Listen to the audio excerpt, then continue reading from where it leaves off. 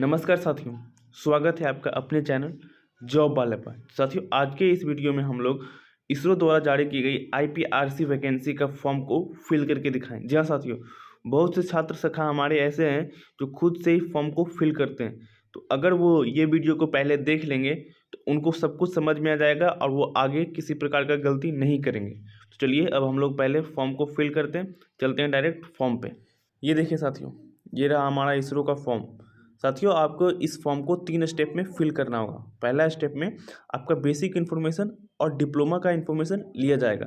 Second step में आपसे matriculation details पूछा जाएगा और थर्ड स्टेप जो कि फाइनल स्टेप रहेगा जहां पे आपको पेमेंट करना होगा। तो चलिए हम आपको एक बाय एक सारा स्टेप करके दिखाते हैं। तो चलिए साथियों, अब हम लोग फॉर्म को फिल करने के लिए देखते हैं। तो यहाँ पे देखिए साथियों, फर्स्ट में आपसे फुल नेम पूछा गया है, आप अपना फुल नेम यहाँ पे डाल दीजिएगा। सेकंड में आपसे यहाँ पे ईमेल एड्रेस पूछा गया है और उसी के साइड में आपको री एंटर कर देना है आपका ईमेल को। और फिर यहाँ पे आपसे जेंडर को पूछा जा रहा है और यहाँ पे मैरिटल स्टेटस आपसे पूछा जा रहा है, सिंगल है या फिर अनमैरिड। यहाँ पे आपका कैटेगरी पूछा जा रहा है, जो भी आपका कैटेगरी है उसको भर दीजिएगा।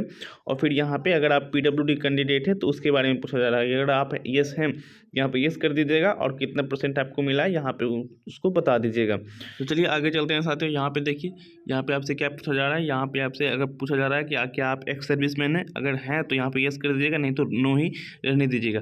फिर उसके नीचे पूछा गया है कि क्या आप सेंट्रल गवर्नमेंट में काम कर रहे हैं, अगर आप अभी फिलहाल में किसी सेंट्रल गवर्नमेंट के अंदर काम कर रहे हैं तो येस कर दीजिएगा, नहीं तो उसको नो ही रहने दीजिएगा।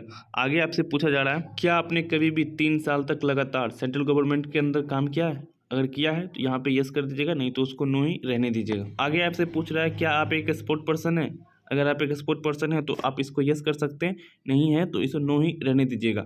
और अब आगे चलते हैं। यहाँ पे देखिए आपको फादर्स डिटेल, फादर्स का नेम को पूछा गया है और उसी के नीचे एड्रेस पूछा गया है कि आपका हाउस नंबर क्या है और उसी के जस्ट नीचे आपका विलेज लोकेलिटी पूछा गया है। और फिर आपका सिटी पूछा गया है, पोस्ट ऑफिस, और आप किस डिस्ट्रिक्ट में रहते हैं इसको पूछा गया है।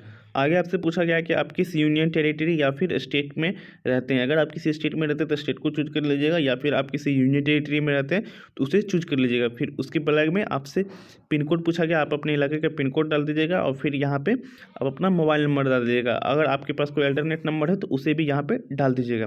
और फिर यहाँ से आपका नियरेस्ट रेलवे स्टेशन पूछा गया कि आपके नियर में कौन सा रेलवे स्टेशन है, उसे भी यहाँ पे डाल दीजिएगा। और फिर देखिए साथियों, यहाँ पे आपका अगर आप टेक्निकल असिस्टेंट के लिए भर रहे हैं तो आपका डिप्लोमा का क्वालिफिकेशन पूछेगा, और यहीं पे अगर आप टेक्नीशियन के लिए भर रहे हैं तो आपका आईटीआई क्वालिफिकेशन पूछा जाएगा। तो सबसे पहले आपको डिप्लोमा सेलेक्ट कर लेना है कि आपका कौन सा ट्रेड है, कौन सा ब्रांच है।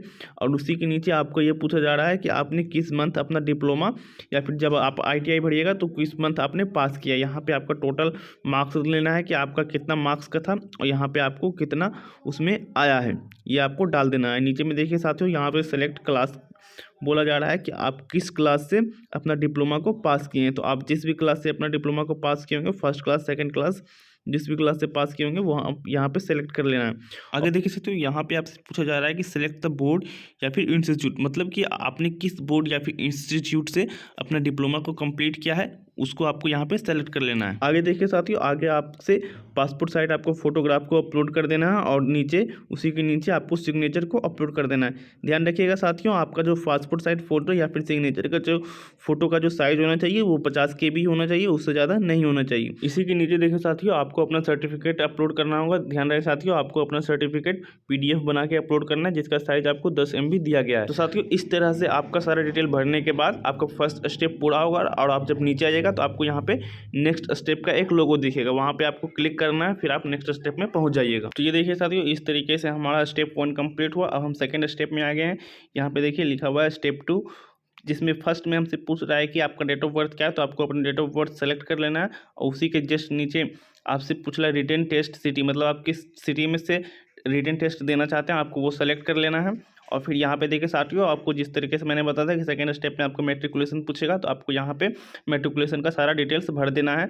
आपने किस किस सब्जेक्ट से मैट्रिकुलेशन किया है, आपको किस बोर्ड से आपने मैट्रिकुलेशन पास किया था। उसी के जस्ट साइड में आपसे ईयर एंड मंथ पूछा जा रहा है कि आपने किस ईयर मंथ में अपना मैट्रिकुलेशन पास किया था। उसी के जस्ट साइड में आपका मैट्रिकुलेशन परसेंटेज पूछा जा रहा है और उसी के जस्ट साइड में मैट्रिकुलेशन डिवीजन पूछा जा रहा है। इस प्रकार से साथियों, जब अपना मैट्रिकुलेशन का डिटेल्स फुलफिल करके जब नीचे आइएगा तो आपसे कुछ बैंक का डिटेल्स पूछा जाएगा। ये डिटेल्स इसलिए पूछा जा रहा है साथियों क्योंकि आपका जो अमाउंट है जिस जो आप फॉर्म भरते समय दिए थे वो अमाउंट आपको रिफंड होगा। तो जो रिफंड होगा आप इसी डिटेल्स पे जो आप यहाँ पे डालिएगा उसी डिटेल पे आपका अमाउंट रिफंड होगा। तो ये जानकारी आप सही सही से भरिएगा साथियों, क्योंकि इसी पे आपका सारा अमाउंट रिफंड होगा। तो देखिए यहाँ पे सबसे पहले पूछा जा रहा है कि अकाउंट होल्डर का नाम क्या है, और दूसरे नंबर में पूछा जा रहा है कि अकाउंट नंबर क्या है, तीसरे में पूछा जा रहा है कि किस बैंक का है तो नेम ऑफ बैंक पूछा जा रहा है, चौथे में पूछा जा रहा है कि ब्रांच कहाँ है तो बैंक का ब्रांच यहाँ पे लिख दीजिएगा, और पाँचवें में IFSC कोड यहाँ पे भर दीजिएगा। साथियों यहाँ पे ध्यान दीजिएगा, आप सही सही सारा डिटेल्स डाल देगा, क्योंकि जो भी रिफंडेबल अमाउंट है आपको इसी अकाउंट पे इसी डिटेल्स पे आएगा। साथियों इस तरीके से हमारा स्टेप 2 भी पूरा होता है। यहाँ पे देखिए साथियों, यहाँ पे बताया गया है नेक्स्ट स्टेप या फिर प्रीवियस स्टेप। प्रीवियस स्टेप से आप पिछले स्टेप में जा सकते हैं जो हम लोगों ने पहले बढ़ा था, और यहाँ पे नेक्स्ट स्टेप से हम इससे स्टेप 3 में जा सकते हैं। तो चलिए हम लोग नेक्स्ट स्टेप करते हैं और आगे देखते हैं। साथियों इस प्रकार से हमारा स्टेप 1 एंड स्टेप 2 कंप्लीट होता है। अब हम लोग थर्ड स्टेप पे आते हैं। तो ये थर्ड स्टेप एक्चुअली में कुछ नहीं है, इस पर आपसे आपका एप्लीकेशन का रिव्यू करने के लिए बोला जा रहा है कि आप एक बार सबमिट करने से पहले देख लीजिए कि आपका सारा इन्फॉर्मेशन सही है। अगर सही है तो आप सबमिट कर सकते हैं, नहीं तो आप प्रीवियस स्टेप में जाके उसको सुधार सकते हैं। तो इस तरीके से थर्ड स्टेप कंप्लीट होता है। चलिए आपको फोर्थ स्टेप दिखाते हैं जो कि फाइनल पेमेंट स्टेप होता है। तो साथियों ये देखिए, ये हमारा फोर्थ स्टेप हो गया जो कि हमारा फाइनल स्टेप है। बस यहाँ पे अब हम फाइनल पेमेंट करेंगे और हमारा फॉर्म फिलअप हो जाएगा। तो चलिए हम लोग लास्ट में पेमेंट करते हैं, फॉर्म को फिलअप करते हैं। तो ये देखिए साथियों, अब हम लोगों का लास्ट स्टेप है। यहाँ पे पेमेंट का प्रोसीजर को बताया गया कि आप किस तरीके से अपना पेमेंट को कर सकते हैं। SBI ई-पे, जहाँ पे आपको UPI के माध्यम से भी आप अपना पेमेंट कर सकते हैं, या तो आप अपना कार्ड का इस्तेमाल करके भी पेमेंट कर सकते हैं। तो यहाँ पे देखिए मेक पेमेंट का ऑप्शन दिया गया है, इस पर हम लोग क्लिक करते हैं और फाइनल प्रोसीजर पे पहुँचते हैं। तो इस प्रकार साथियों यहाँ पर हम अपना पोस्ट नंबर डालेंगे और रजिस्ट्रेशन नंबर डालेंगे, डेट ऑफ बर्थ डाल के सो डिटेल्स पे करके अपना लास्ट प्रोसीजर पेमेंट को डन कर देंगे, और उसके बाद आपके पास आपका फॉर्म का प्रिंट आउट निकालने को आ जाएगा साथियों। क्योंकि मैं इस फॉर्म को फिल नहीं कर रहा हूँ, सिर्फ आप लोगों को दिखा रहा हूँ, इसीलिए मेरे पास इतना ही है। अब पेमेंट का आगे का प्रोसीजर आप इसके बाद करिएगा तो आपको देखने को मिल जाएगा। तो चलिए साथियों, आज के इस वीडियो को यहीं पे समाप्त करते हैं। आपको हमारा यह प्रयास कैसा लगा आप कमेंट सेक्शन में जाकर कमेंट कर हमें बता सकते हैं, और किसी भी प्रकार का डाउट हो तो आप उसे भी कमेंट सेक्शन में छोड़ सकते हैं। साथियों अगर आपको यह हमारा प्रयास अच्छा लगा हो तो आप इस चैनल को सब्सक्राइब करके वीडियो को लाइक कर सकते हैं, जिससे क्या होता है कि हमारा मोटिवेशन बना रहता है। तो ठीक है साथियों, अब हम आपको मिलते हैं एक नई जॉब अपडेट के साथ। थैंक यू, बहुत बहुत धन्यवाद।